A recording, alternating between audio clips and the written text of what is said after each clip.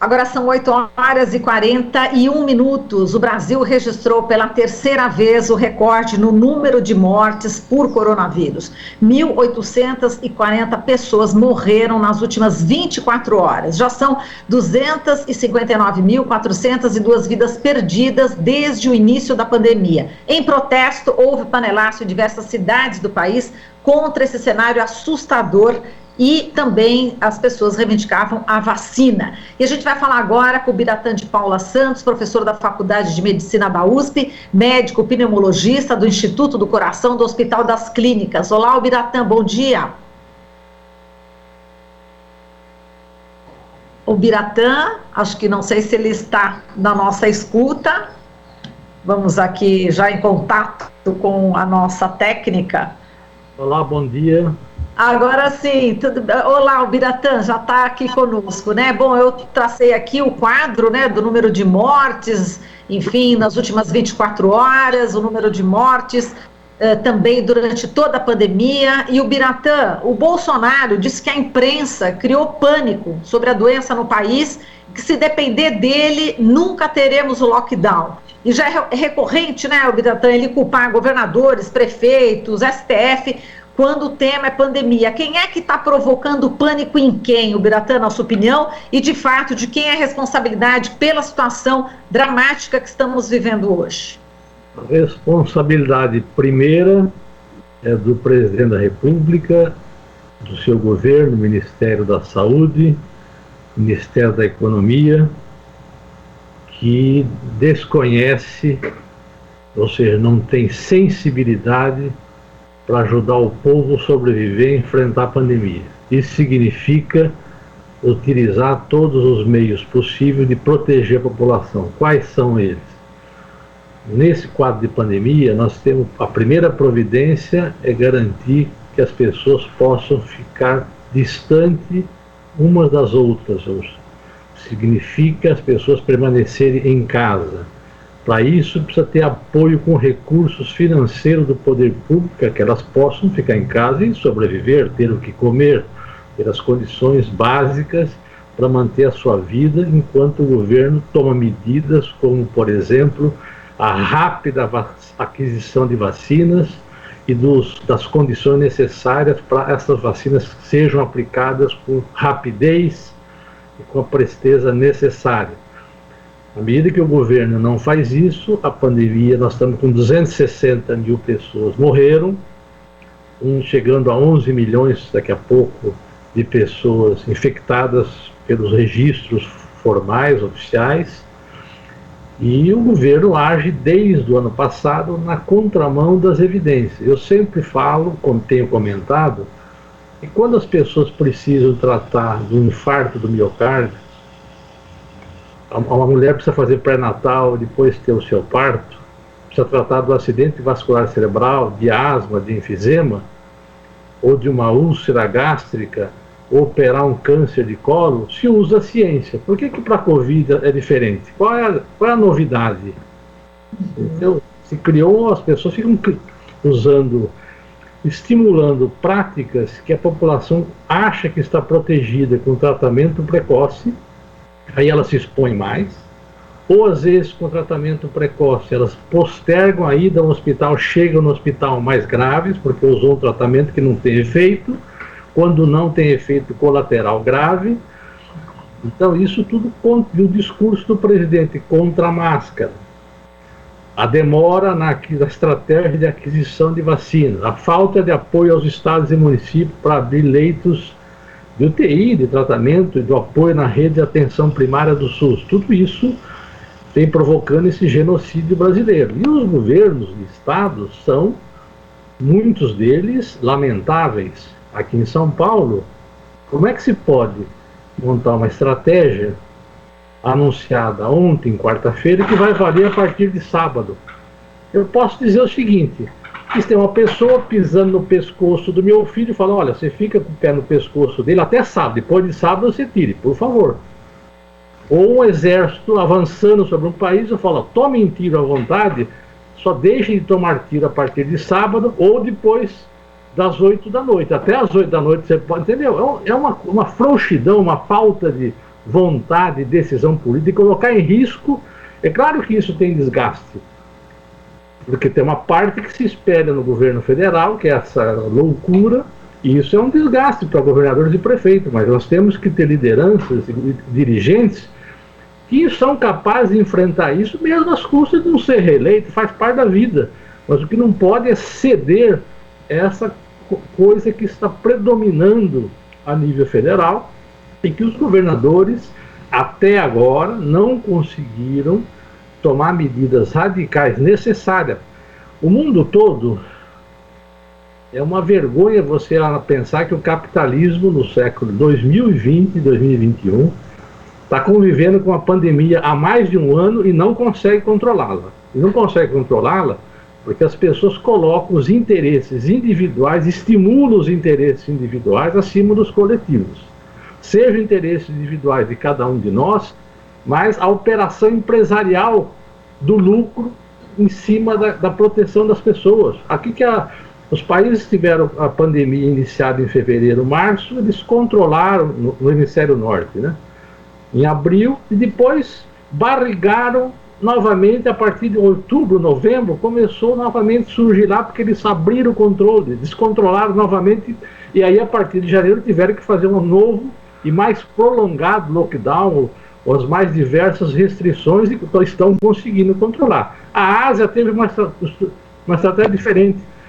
A Ásia e a Oceania, Nova Zelândia, Austrália, China, Vietnã, Coreia do Sul, Taiwan, esses países controlaram sem vacina até agora a pandemia. Nova Zelândia teve um caso a semana passada, ela já decretou lockdown, porque a preservação da vida está em primeiro lugar. E trabalhar com taxa de UTI é um erro. Veja, as pessoas que internam em UTI, 40-50%, a média nacional, morrem. Se ele for entubado, 60 a 80 morrem. Como é que eu posso usar esse indicador para dizer se eu abro ou não a economia? O que é isso? Que mundo estamos que permite você trabalhar com esse tipo de indicador? O indicador é a infecção. Se a infecção está existindo, está se ampliando, não está abaixando, nós temos que restringir a economia. E a restrição da atividade econômica significa a restrição da circulação das pessoas, é que vai contribuir decididamente para reduzir o número, a transmissão do vírus, enquanto a gente avança com a vacinação. São as duas questões centrais. E a ajuda do governo, parar com essa coisa do mercado, o mercado que é a berrine, certamente, ou seja, essa é uma conversa que foge aos interesses, na minha opinião, da proteção da vida das pessoas, que é o principal em qualquer momento, e mais desse que é uma epidemia que mata muita gente, né? Exato, mata muita gente, e agora também ricos, né, que tem convênio médico top de linha, tipo Einstein, tipo Sírio-Libanês, enfim, hospitais de primeira linha, eles também já estão em risco, não é isso? Quer dizer, agora é capaz dessas pessoas serem socorridas pelo sistema público, né, Biratã?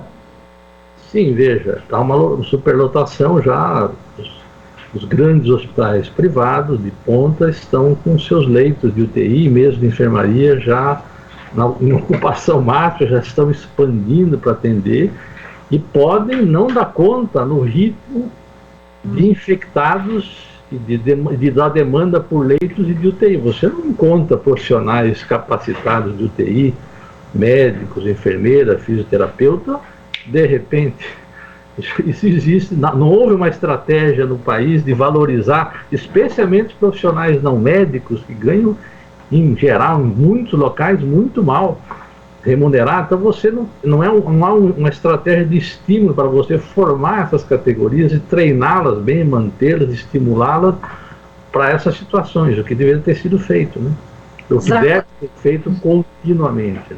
Exato. E, bom, o Biratã, a gente está vendo aí o desabafo do técnico Lisca, não sei se você já acompanhou, do América de Minas Gerais. Ele fez um desabafo, eu vou colocar aqui uma parte desse desabafo em relação ao futebol, mas eu quero também saber de você em relação às escolas, em relação às igrejas. A gente viu no Rio de Janeiro uma igreja com centenas de pessoas, escolas também, onde professores estão morrendo, estudantes estão morrendo, e esse desabafo do Lisca, né, que vem do futebol, ele disse: é quase inacreditável que saiu uma tabela da Copa do Brasil hoje, com jogos dia 10 e 17, 80 clubes, que nós vamos levar com delegação de 30 pessoas para um lado ou para o outro.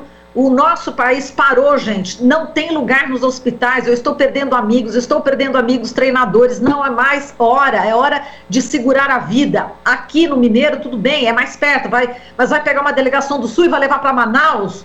Como vocês vão fazer isso, presidente Caboclo, pelo amor de Deus, Juninho Paulista, Tite, Kleber, Xavier, as autoridades, nós estamos apavorados, pelo amor de Deus.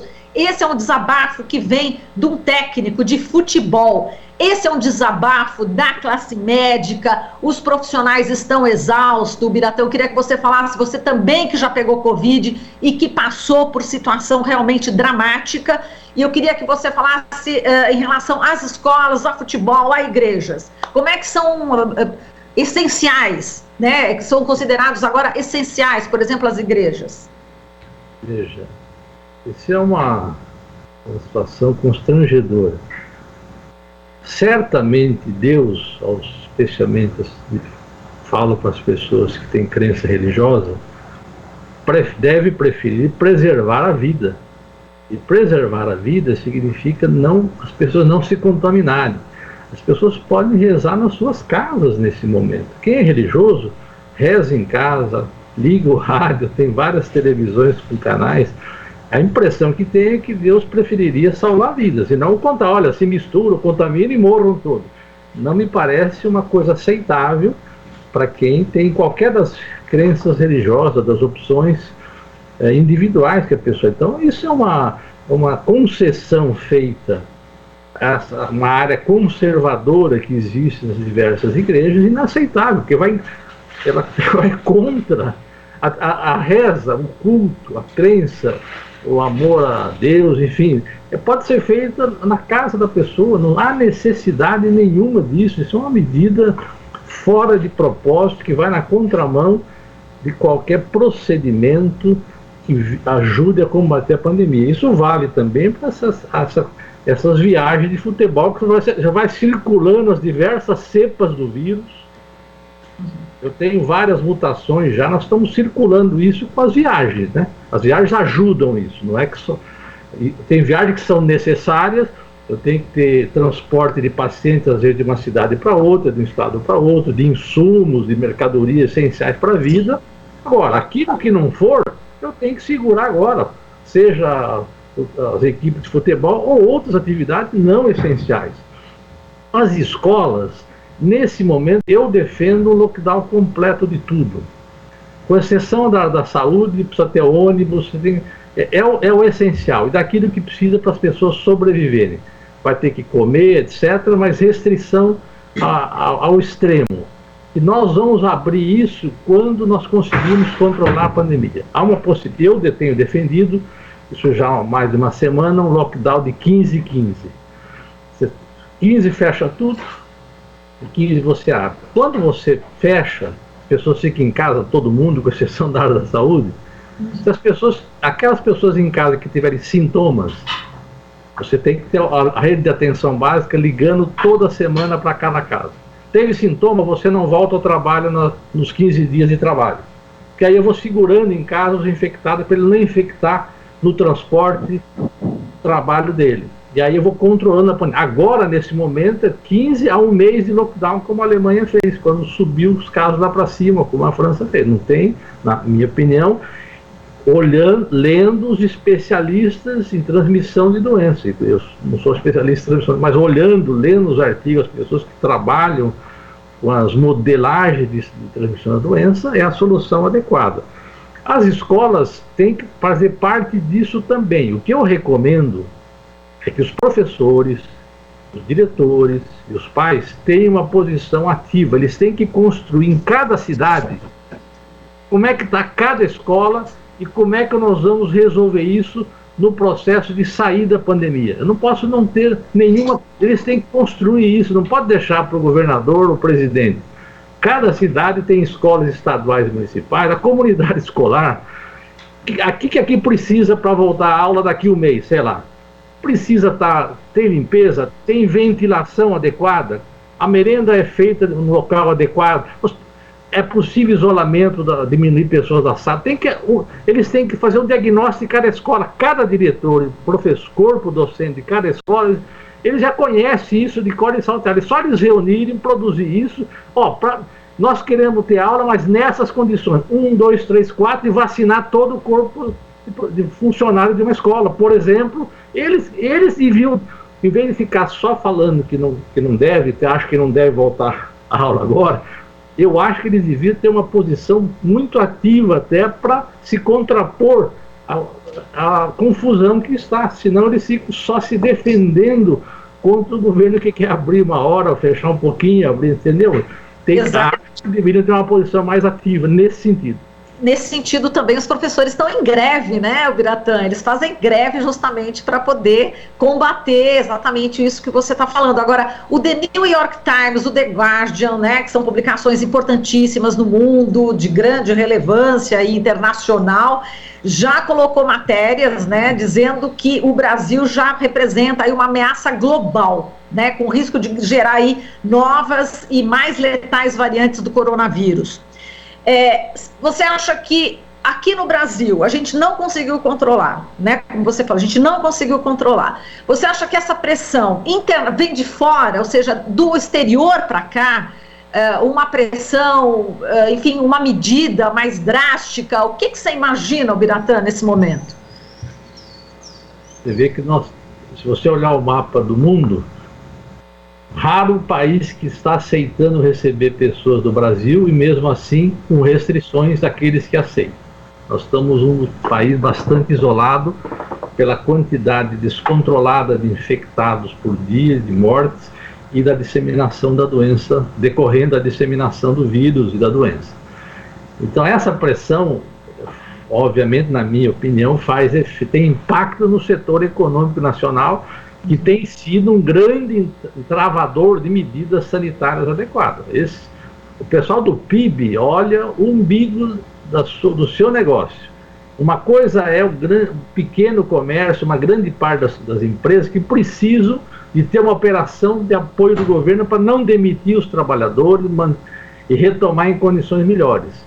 A outra coisa, eles não falam. Você vê os anúncios, às vezes em página inteira de jornais, onde a preocupação com a morte, os 260 mil óbitos, some, desaparece. Entendeu? Há o discurso do umbigo, da questão da minha empresa, do meu lucro, da minha atividade. Nós queremos que a atividade produtiva permaneça. Quem dá emprego, gera emprego, não queremos que eles vão à falência e as pessoas para a rua. Então os governos estaduais e nacional eu vi agora que os governadores estão tentando se reunir e parece que estão em vias de construir um pacto de criar uma governança dos 27 governadores ao arrepio do governo federal, que a cada dia só fala bobagem e prejudica o controle da pandemia. Agora, existe um problema real, que é o governo federal é o emissor da moeda, ele que pode, por exemplo, principalmente dar ajuda de pagamento de um auxílio emergencial robusto para que as pessoas possam ficar em casa enquanto nós controlemos a pandemia.